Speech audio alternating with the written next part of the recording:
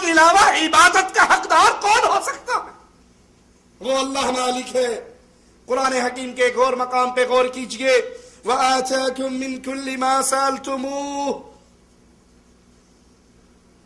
جو کچھ تم سوال کرتے ہو اللہ سے، جو کچھ تم مانگتے ہو اللہ سے، وہ اللہ تمہیں عطا کرتا ہے۔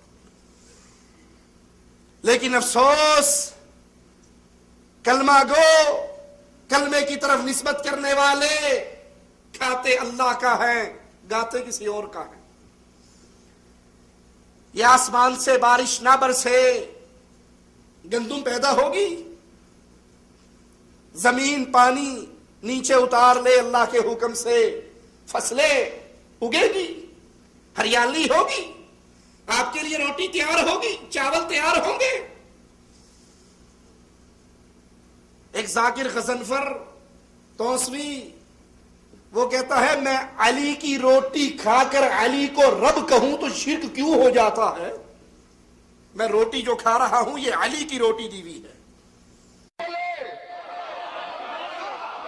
وہ نبی کا رب ہو جاتا ہے، میں علی کی روٹی کھا کے علی کو رب کہوں تو شرک کیا ہو جاتا ہے؟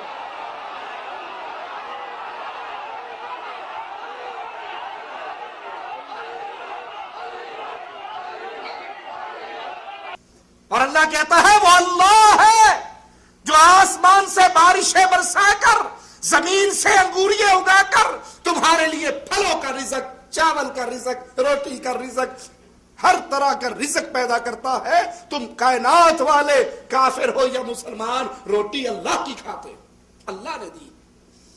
وہ کہتا ہے نہیں، میں علی کا رزق کھاتا ہوں، میں علی کی روٹی کھاتا ہوں، اس لیے میں علی کو رب کہتا ہوں۔